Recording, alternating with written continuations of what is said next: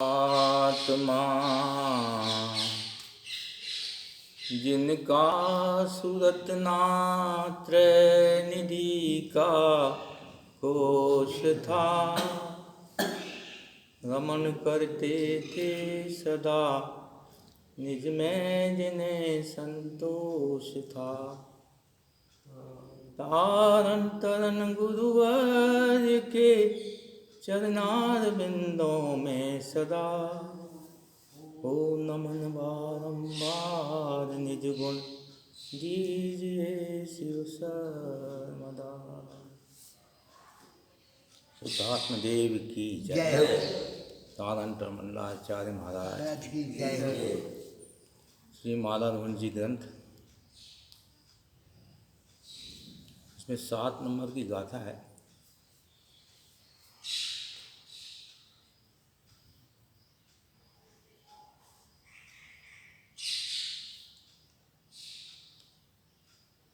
क्योंकि बिना सम्यक प्रमाण के किसकी बात मानी जाए। चर्चा बहुत है, उसका कोई अंत नहीं है,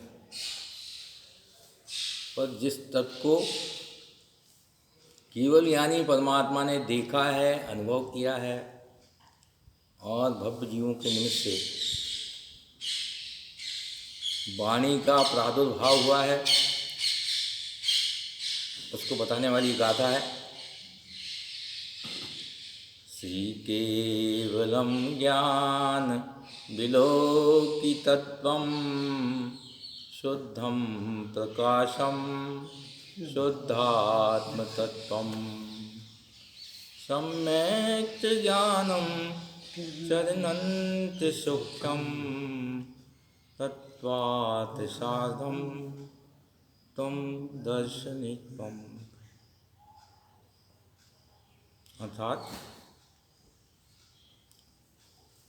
जिस तत्व की अचिंत महिमा है,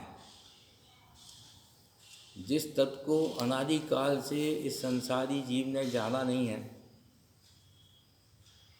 जिस तत्व की प्राप्ति से जीवन में धर्म प्राप्त हो जाता है, जीव का मोक्ष मार्ग प्रकट हो जाता है, वह तत्व कौन जानता है, किसने बताया है, कौन उसका अनुभव करता है। तो यहाँ कहना है श्री केवलम ज्ञान विलोकितत्वम। केवल ज्ञानी परमात्मा ने उस शुद्ध तत्व को अवलोकन किया, देखा। कौन सी दृष्टि से देखा? आंखों से नहीं, ज्ञान दृष्टि से देखा। वो स्वयं ज्ञान रूप है, ज्ञान दृष्टि से ही दिखाई देता है। कैसा है वह? शुद्धम प्रकाशम शुद्धात्म तत्व। शुद्ध प्रकाश, शुद्धात्म तत्वम। कैसा है वह ज्ञान प्रकाश?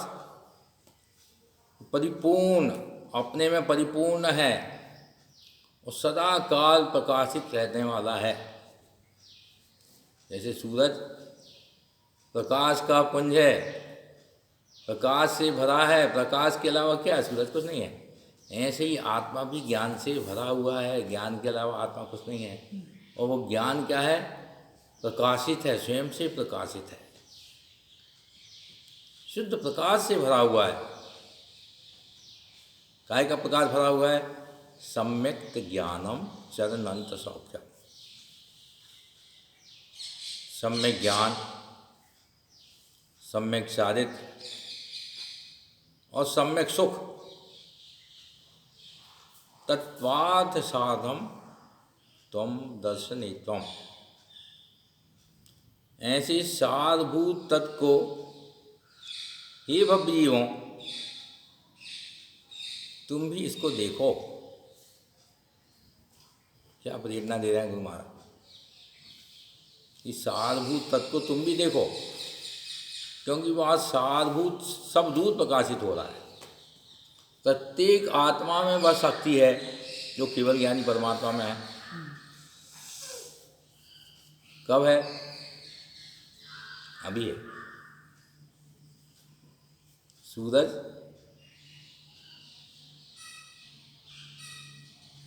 सूरज का प्रकाश तभी तक है जब तक उसके ऊपर आवरण नहीं है। उसके बाद भी सूरज है, तब सूरज का प्रकाश दिखाई नहीं देता। ऐसा ही आत्मा भी सदा काल है, मात्र उसके ऊपर ही कर्मों का आवरण पड़ा हुआ है, जिसके कारण से वह दिखाई नहीं देता।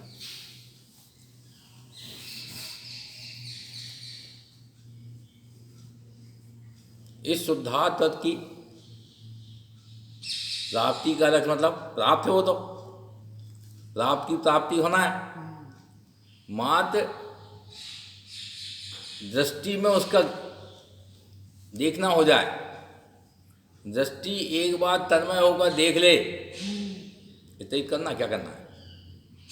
और एक बार उस शुद्धात्म से दृष्टि मिल गई, अर्थात ज्ञान स्वभाव से ज्ञान परिणति मिल गई, तो ज्ञान में ही वह होना है सारा कार्य। इसी का नाम मुक्ति है, मोक्ष।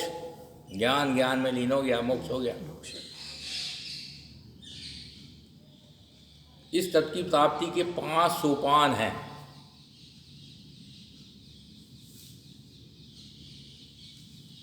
पहला है साध्य, दूसरा है साधन, तीसरा है साधना, चौथा है समाध, और 5वां है सिद्धि। सिद्ध करना है इसको, क्या को शुद्धात्म को सिद्ध करना है। साध्य क्या हमारा, अपने निःशुद्धात्मा को साध्य करना है, सिद्ध करना है। सिद्ध करना मतलब प्रकट करना, प्रकट करना मतलब अनुभव में लेना है। ज्ञान तो है हमारे पास, पर वह ज्ञान, हमारा ज्ञान, वर्तमान का ज्ञान कैसा है, क्षयोर शमित ज्ञान है, कम अधिक होता है, आवरण पड़ा हुआ उसके ऊपर, बस वो आवरण हट जाए।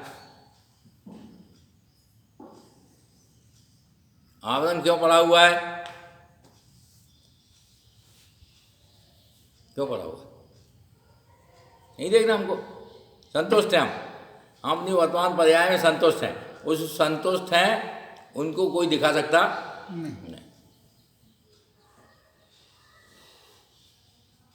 साध्य की प्राप्ति के लिए क्या करना है, साधन, क्योंकि बिना साधन के साध्य की सिद्धि होने वाली नहीं है। तब देखो अपने पास कौन कौन से साधन है, कौन कौन से साधन। सबसे पहला साधन क्या है, सबसे पहला साधन है शरीर, मनुष्य शरीर। ये साधन है धर्म की प्राप्ति के लिए, साधन है। सबसे पहला साधन मनुष्य का शरीर, क्योंकि संसार में सर्वश्रेष्ठ प्राणी है तो मनुष्य। देखो आत्मा सब एक से हैं, तिर्यंश में भी आत्मा तो वही है जो मनुष्य पर्याय में है, जो देव पर्याय में है, जो नरक पर्याय में है। फिर भेद कैसे कर दिए, मनुष्य हो गया, नारकी हो गया, तिर्यंश हो गया, देव हो गया, है? क्यों भेद है, काय से भेद है, बस शरीर से भेद है। मनुष्य का शरीर है तो मनुष्य है, तिर्यंश का शरीर है तो तिर्यंश है, नारकी का शरीर है तो नारकी है, और देव का शरीर है तो। पर आत्मा सब समान है, किसी कोई फर्क नहीं है आत्मा में। इसलिए कहते हैं कहाँ से आए अपन, मतलब विचार करो। ये आत्मा कहते हैं शाश्वत है, सदा काल से है, अनादि काल से, जब से ये है तब से है। आत्मा कैसा है, जैसा है वैसा ही है। मात्र क्या बदल रहा है, बाहर का आवरण, चोला बदल रहा है, शरीर बदल रहा है, कर्म की दशा बदल रही है, हैं? उसके कारण से जीव के नाना प्रकार के भाव होते हैं, और उन भावों में जीव बह जाता है। अज्ञानी जीव नहीं जानता कि शरीर भिन्न है, आत्मा भिन्न है। ये चलने वाले भाव जो हैं, ये औदैहिक भाव जो हैं, ये सब कर्म के उदय से होने वाले भाव हैं, ये मेरे भाव नहीं है। शक्कर हमेशा मीठी होती है, आप चाहे उसको नींबू में डाल दो, मिला दो, नींबू के पानी में मिला दो तो शक्कर मीठी हो जाएगी, मीठी रहेगी वो तो स्वाद काय के लिए तब नींबू मिश्रित शक्कर का स्वाद कैसा लगता है? खट मीठा लगता है ना। किसी को अच्छा लगता है, किसी को नहीं लगता, किसी को ज़्यादा मीठा अच्छा लगता है, किसी को ज़्यादा खट्टा अच्छा लगता है। बस शक्कर ने अपने स्वभाव को नहीं बदला। आप नींबू ज़्यादा डाल दोगे शक्कर कहीं कुछ खट्टी नहीं हो गई, शक्कर तो मीठी ही है, उसने कभी अपनी मिठास को छोड़ा ही नहीं है। ऐसी जी आत्मा है क्या? तिर्यंत पर्याय में थी तब भी जान रही थी, मनुष्य पर्याय में तो भी जान रही है, देव पर्याय में, जिस पर्याय में है वो पर्याय अलग है और ये आत्मा अलग है। आत्मा ने देखो, आत्मा ने अपने स्वभाव को नहीं छोड़ा, स्वभाव को नहीं छोड़ा। ये शक्कर मीठी के साथ कहीं भी शक्कर को मिलाओगे, किसी के साथ भी मिलाओ, मिठास वो शक्कर की है। ऐसे ही आत्मा का स्वभाव ज्ञान है, ज्ञान है वह आत्मा का ही है, ज्ञान ही आत्मा है। इसलिए आचार्य ने उसको कह दिया कि तुम्हें आत्मा को जानना है, तो आत्मा में सब जानने में आ रहा है, पर वो सब आत्मा नहीं है। जो दृश्य है ये सब आत्मा नहीं है, जो जान रहा वो आत्मा है। ऐसी भेद की दृष्टि इतनी क्यों मनुष्य पर्याय क्यों विशेषता है कि मनुष्य पर्याय में बुद्धि है, बुद्धि बल मिला हुआ है, मन बल मिला हुआ, वचन मिला है, शरीर मिला है, ऐसा उत्तम है जिसमें जीव चाहे तो अपने मन के द्वारा मनन कर सकता है, चिंतन कर सकता है, सत्य तक पहुंच सकता है, इतनी शक्ति। इसलिए इसको साधन कहा। साधन उसको कहते हैं जो साध की सिद्धि में कारण होता ना। हेमल के लिए आना हो तो पैर भी काम नहीं कर रहे हों, हैं, गाड़ी घोड़ा भी नहीं मिले, कोई साधन नहीं मिले बाहर का, तो संभव नहीं आना। भाव तो आप करोगे, पर साधन के बिना साध की सिद्धि नहीं होगी।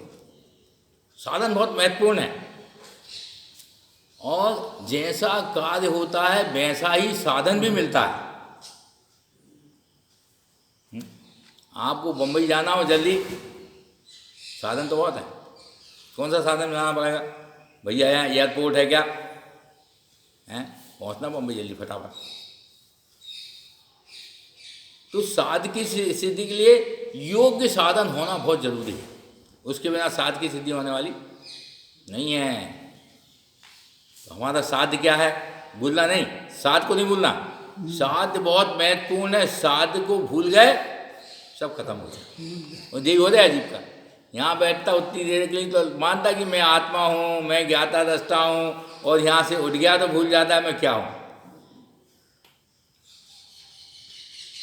मनुष्य पर्याय में इतनी योग्यता है कि जिसको उत्तम मान लेता है, जिसको श्रेष्ठ मान लेता है, फिर वो सदा याद रखता है, उसको भूलता नहीं है।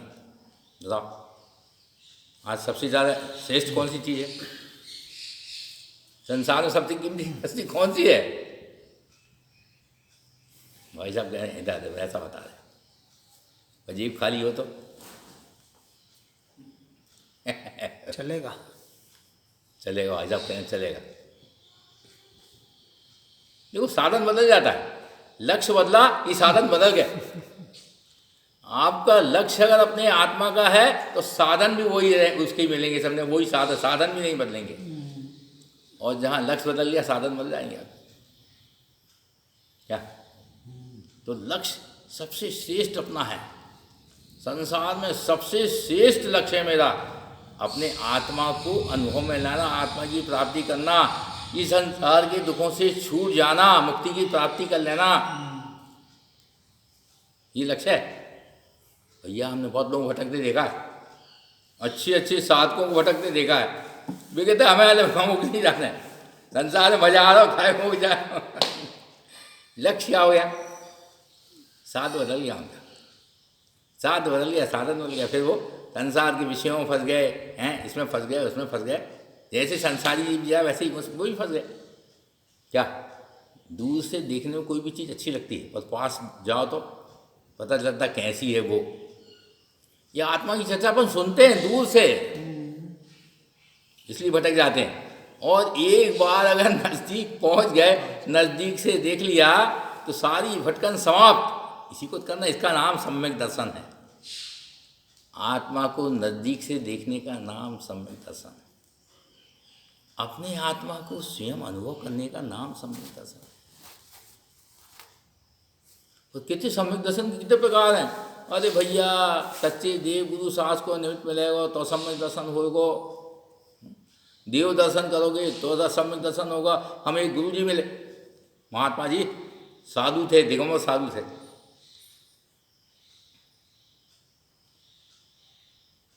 सम्यक दर्शन की चर्चा चल रही थी।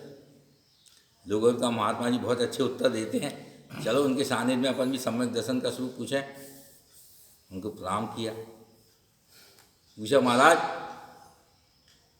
सम्यक दर्शन किसे कहते हैं, सम्यक दर्शन क्या है, कैसे प्राप्त होता है। अरे कहने तो कहाँ भटक रहे हो, मैं तुमको 2 शब्दों में बता देता हूँ सम्यक दर्शन क्या है। पक्का 2 शब्दों में कुछ नहीं करना, ये तुम मेरे तो बेकार भटक रहे हो। उनके पास पहुँच जाओ, क्या बोलते हैं, मुझे मानो तो सम्यक दर्शन, क्या बात, और मुझे नहीं मानो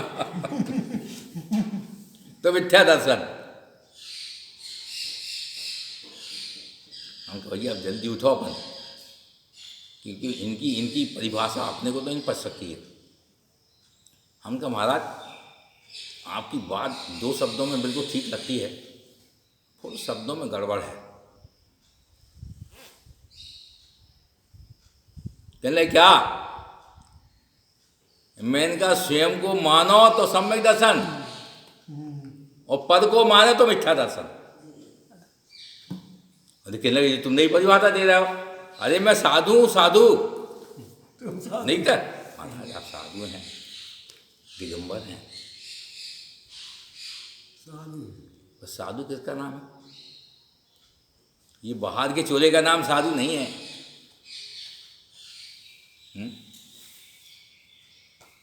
इस बेश में जो आत्मा अपने में रमन कर रही उसका नाम साधु है। सम्यक दर्शन आत्मा की पर्याय है, शरीर की पर्याय। वो बाह्य निमित्त उसमें कहे जाते हैं, अलग बात है, पर निमित्त से सम्यक दर्शन नहीं होता। जब भी सम्यक दर्शन होगा अपने स्वभाव के आश्रय से ही होगा, आत्मा के स्वभाव के आश्रय से ही सम्यक दर्शन होगा। 3 काल में यही सत्य है। और देखो जिस सत्य को जान लेता है ना, तो उसका भटकाव खत्म। और कोई कुछ भी कहता है संसार है तो संसार में आप सम्यक दर्शन ढूंढने जाओगे ना बाहर, सम्यक दृष्टि को बाहर देखने जाओगे ना, किसको सम्यक दृष्टि मानता तुम? जो अपने आप को सम्यक दृष्टि कहता है वो सबसे बड़ा मिथ्या दृष्टि। शरीर को सम्यक दृष्टि है, अपने नाम को सम्यक दृष्टि, अहम भाव। ये तो ये अनादिकाल का अहम काय के प्रति है, शरीर के प्रति। वो ही अहम अगर आत्मा के प्रति हो जाए तो सम्यक दृष्टि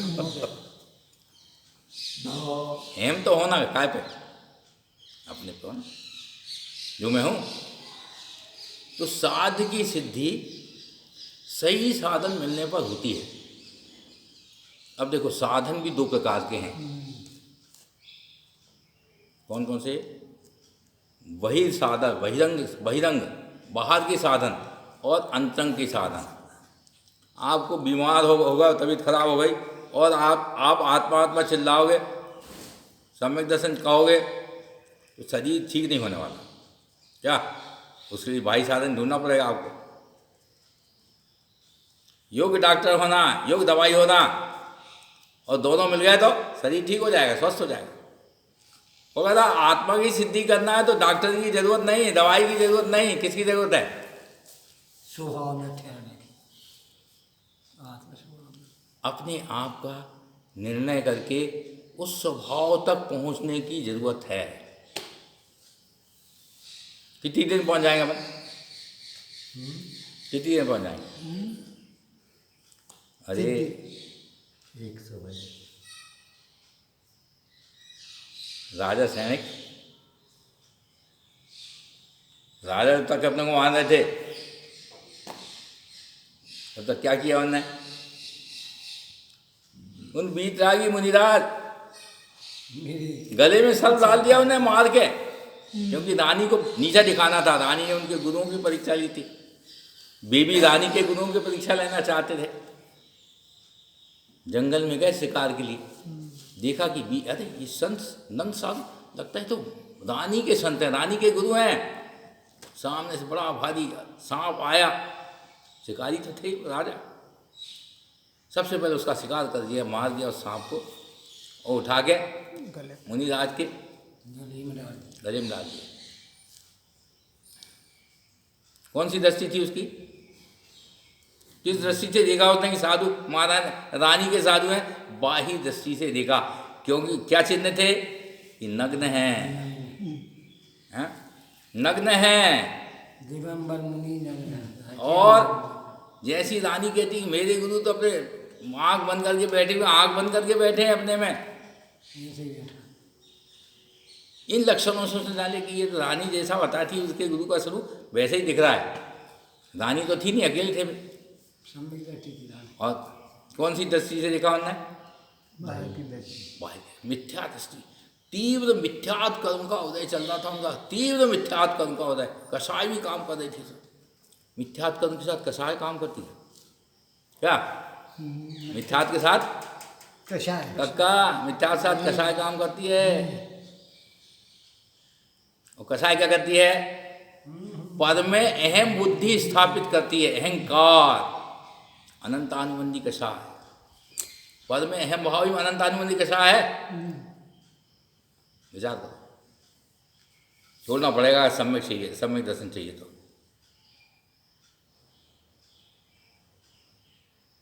कैसी कैसी घटनाएं घट जाती हैं अज्ञान के कारण से जीव को। और जब भी राजा पहुंचे घर में, रानी से कहा कि मैंने आज बदला ले लिया, तुमने मेरे गुरु का अपमान किया था, मैंने तुम्हारे गुरु के गले में सांप डाल दिया है, अब तो उठ के भाग गए होंगे, तुम कहते हो कि हमारे गुरु ऐसे। चलो रानी, क्या कर दिया भगवान आपने, छोटे से बदले के लिए आपने कितना बड़ा पाप कर लिया है। बड़ी मुश्किल से जो कर्म काटता है जीव, मनुष्य पर्याय को प्राप्त करता है, पर पाप में जब लिप्त होता तो ये नहीं सोचता कि मेरा क्या होगा। रानी कहा चलो चलो शीघ्र चलो। रानी और दोनों आए और देखा, रानी अरे वीतराग मुनिराज अपने स्वभाव में लीन बैठे हैं, रंच मार भी उनके अंदर कोई हलन चलन नहीं है। उनका देखा, इसको कहते हैं वीतराग संत, वीतरागता, जिनको राग ही नहीं। किससे राग नहीं? सबसे पहले शरीर से, अपने शरीर से भी इनका राग समाप्त हो गया है। वो होते हैं वीतराग, बाहर के राग की कोई बात ही नहीं है।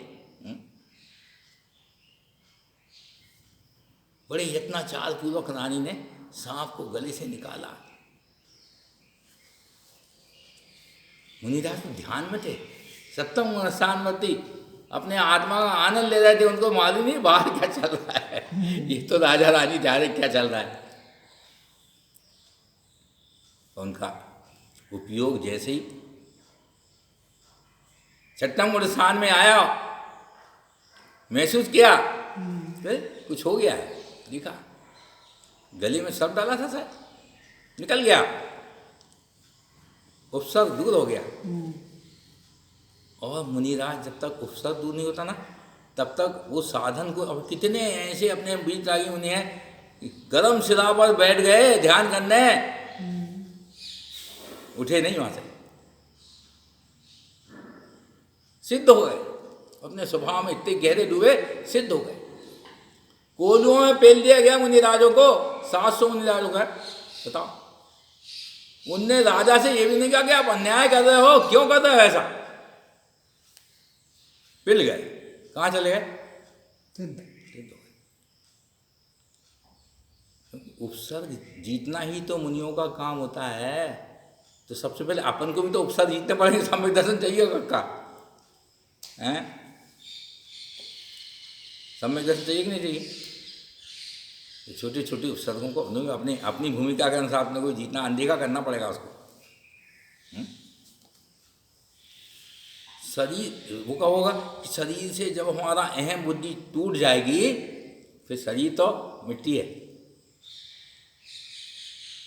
ऐसी जिसकी मान्यता हो जाती है उसको सम्यक दर्शन होता है। सम्यक दर्शी मतलब शरीर को मिट्टी मानता है, तब आत्मा का अनुभव होता है। जब तक शरीर को कुछ मान रहा हूँ तब तो शरीर नहीं हूँ मैं। शरीर को मानना ही तो मिथ्यात्व है। शरीर है, बस शरीर को मैं मानता हूँ कि शरीर है, मिथ्यात्व दृष्टि शरीर है। और ये शरीर है, मैं शरीर से भिन्न। काया प्रमाणम तम ब्रह्म रूपम निरंजनम चेतन लक्षणित्वम। क्या शरीर है, काया है, और इस काया में काय का मतलब कौन रहता है? चेतन लक्षण से युक्त जो है वह चैतन्य परमात्मा विराजमान है शरीर में। वह मैं हूँ, ये शरीर में नहीं। इसका नाम सम्यक दर्शन है। इस मान्यता का देखो, मान्यता कैसे पक्की होती है? अनुभव प्रमाण। व्यवहार कितना पक्का बताओ। देखो, अगर निश्चय को संसार में अगर निश्चय को लगाएं नहीं लगेगा कुछ, पर निश्चय है ये मकान मेरा है, क्यों है कि नहीं? मकान है कि नहीं मेरा? व्यवहार से है, निश्चय से नहीं है। और व्यवहार भी कितना पक्का है कि इसकी बाकायदा रजिस्ट्री है। कानून की किताब में आपके नाम पे लिखा गया है वो, तब आपका है, कोई उसको हाथ नहीं लगा सकता। जब संसार का व्यवहार इतना पक्का है तो मोक्ष मार्ग का व्यवहार कैसा होना चाहिए? इधर गए तो इधर के, उधर गए तो उधर के हैं। देव का निर्णय नहीं है, देव का आज तक निर्णय।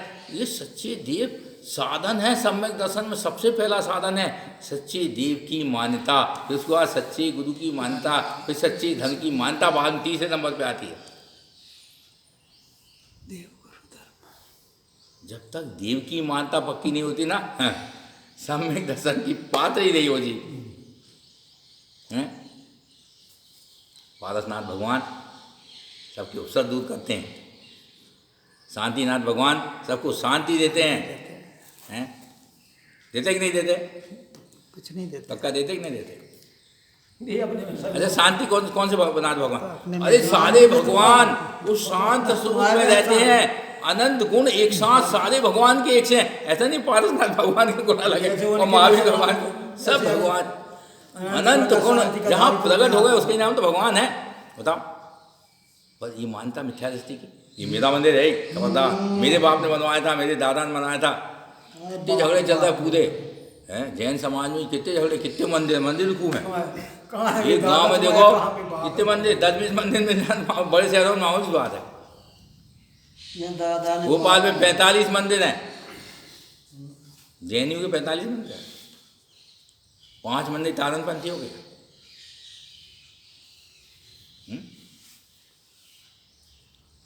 कितने मंदिर हैं? ये क्यों बनवाए इतने मंदिर? मंदिर क्यों बनाते थे? क्या जरूर मंदिर बनाए? मंदिर तो धर्म की साधना स्थल हैं, धर्म के लिए साधना स्थल है। से धर्म की साधना के लिए, अपनी साधना के लिए व्यवहार से ही है वे सब। मंदिर व्यवहार से ही है, निश्चय से कभी नहीं है। वही तो हमने कहा व्यवहार से। मंदिर में इससे व्यवहार नहीं लगो, हैं? इससे व्यवहार कहाँ लगता है? अपने जहाँ संयोग हो वहाँ लगता है। मंदिर तो पुद्गल के हैं, वो तो सीधी सीधी बात, किसी के नहीं। तो ये व्यवहार हो गया वहाँ, मेरे मंदिर में, मेरे पिताजी मेरा मंदिर है, ये दूसरा का मंदिर मेरा है, बड़े रोड का इनका है। क्या हो गया? अब यहाँ लगेगा निश्चय व्यवहार। कि निश्चय से क्या है कि निश्चय से तो मंदिर वास्तव में पुद्गल का है, जड़ का है। मात्र व्यवहार, लोग व्यवहार है कहने में आता है। मंदिर तो मंदिर है, और मंदिर में क्या है? बस मंदिर में अगर भगवान नहीं है तो सुना नहीं रहेगा मंदिर। बताओ, मंदिर क्यों बनाते हैं? भगवान को बिठाने के लिए ना, विराजमान करने के लिए मंदिर क्या के लिए बताते हैं?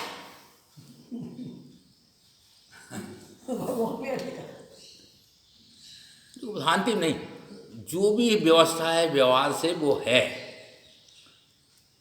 बड़े बड़े मनीषियों ने बहुत विचार करके वो व्यवस्था बनाई है, पर मूल व्यवस्था है क्या मंदिर में कि साधक जन जो मोक्ष मार्ग की सिद्धि करना चाहते हैं वे बैठ के अपने देव देवालय में विराजमान हो, अपने देव के दर्शन करें तो मंदिर में आना सफल, और अपने देव के दर्शन नहीं किए तो खाली हाथ आए थे खाली हाथ चले गए। साध्य साधन, साधन है वो मंदिर, साधन है, साधना का साधन है, साधना स्थल है। हमारा साध्य क्या है पंडित जी? साध्य क्या अपना? साध्य मतलब क्या चाहते हैं, जीवन का लक्ष्य क्या है, क्या उद्देश्य है, क्या है? मैं आत्मा परमात्मा, आत्मा में अपना स्वभाव। हाँ बहुत अच्छे। हाँ। अपने आत्मा को जानना है अपने आत्मा और को मोक्ष मार्ग में आगे बढ़ना है, मुक्ति को प्राप्त करना है, यही तो साध्य है। हैं? आप काय को रह रहे थे अकेले? घर में सब है, घर आओ ना, यहाँ पड़े हो अकेले बेकार में। यहाँ रहकर भी अगर तुम्हारे अंदर घर बैठो बसो है ना तो तुम घर में ही हो, इधर नहीं हो। घर छोड़ दिया है तो घर को यहाँ से निकाल दो, अपने दिल से निकाल दो, घर मेरा है ही नहीं, है ही नहीं। मैं तो इस पवित्र स्थान पे रह के अपने आत्मा की साधना करने मेरा साध्य है, और उसके लिए ये तीर्थ क्षेत्र साधन है, हैं? साधन है। शरीर को चलाना है तो भोजन साधन है, अवश्य करना पड़ेगा भोजन। मुनि महाराज भी करते, अब देख लेते अपनी पात्रता। अब तो वैसे सहनन नहीं है, हैं? उत्तम सहनन में 6-6 महीने तक आहार नहीं करते थे मुनिराज, 6-6 महीने तक अनंत कर्मों की। देखो उपवास काहे के लिए था? कर्म की निद्रा करनी, कर्म से बंधन करने के लिए नहीं। मेरे मन की बुद्धि नहीं लो, मैंने उपवास कर लो। क्या किया उसने? अनंत कर्म मान लिए, उपवास करने के बाद भी अनंत कर्म मान लिए उसने, क्योंकि साध्य उसने साध्य की सिद्धि नहीं की उसने। उपवास सिद्धि किया जाता है कि अपनी कषाएं मंद हों, शरीर को पुष्ट करने से कषाएं भी प्रबल होती है, ऐसा निमित्त नैतिक संबंध है।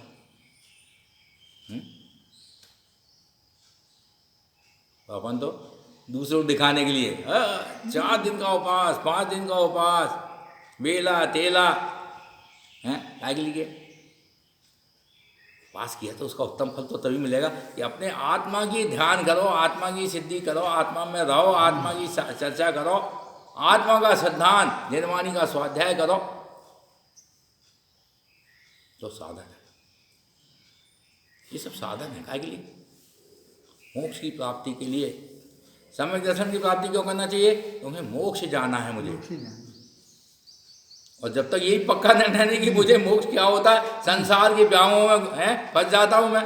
जो मान सम्मान मिल गया, बड़ा हो गया मैं, क्या मान सम्मान मिल गया, बड़ा हो गया मैं, हैं पैसे वालों का सहयोग मिल गया, सारी व्यवस्था टॉप चल रही बिल्कुल सुपर, तो इसलिए साधक बने थे व्यवस्था बनाने के लिए।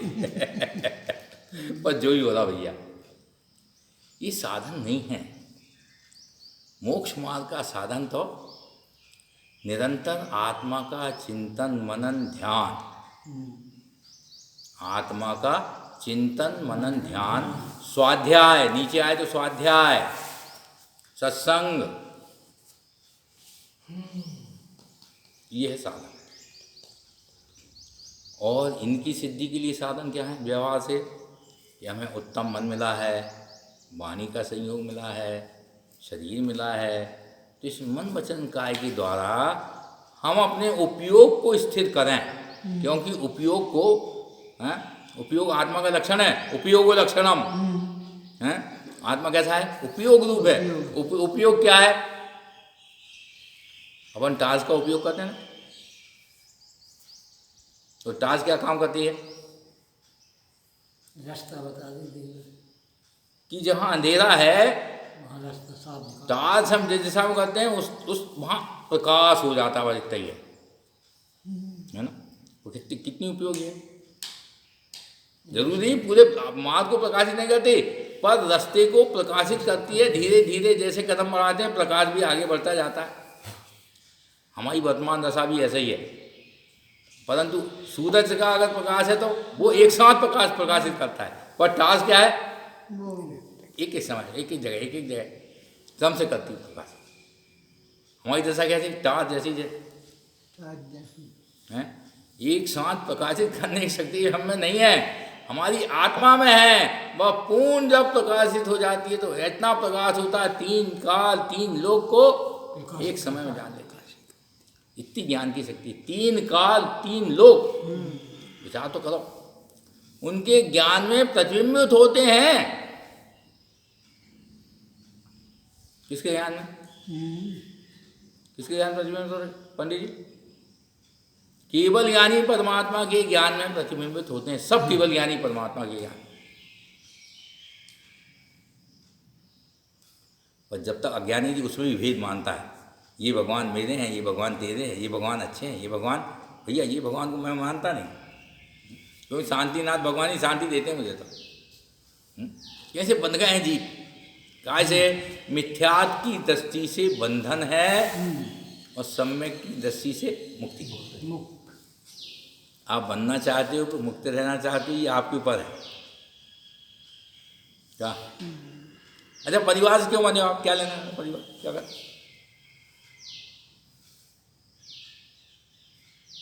जब तक अपन बंधन बने ना तब तक अपनी दृष्टि विशाल नहीं हो सकती। इसलिए साधक क्या करता है, सबके बीच में रह के सबसे न्यारा, वो किसी को अपना नहीं मानता, पर वस्तु को अपना मानता ही नहीं, मानता से खत्म हो गई इसकी बात। अब वो आचरण की कमजोरी है, अभी हो सकता है संयोगी दशा में रहता है, हो सकता है वो, पर वहाँ रहकर भी उसकी दृष्टि शुद्ध है, शुद्ध दृष्टि से देखता है तो बंधन नहीं है, अशुद्ध दृष्टि से देखता है तो बंधा हुआ है।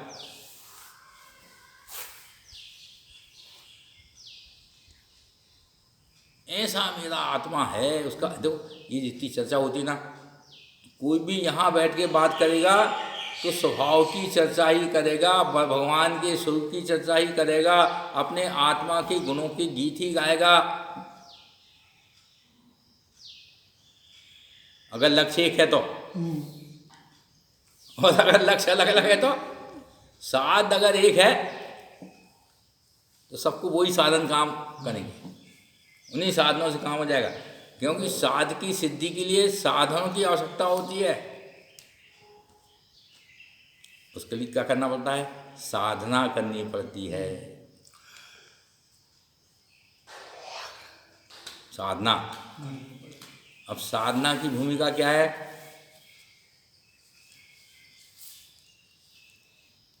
क्या है साधना? जो हमें देखो हमारे पास हमारी कितनी शक्ति है? कौन कौन से साधन मिले हैं मनुष्य पर्याय में हमें? कौन कौन साधन?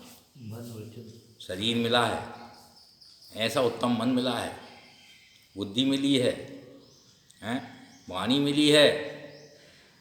इसलिए तो इन 3 को तो आचार्यों ने क्या कहा, मन बल, वचन बल, काय बल, ये 3 शक्तियाँ हमें मिली हैं। शक्तियाँ हैं, कभी आपने देखा वाणी की शक्ति कितनी महत्वपूर्ण है?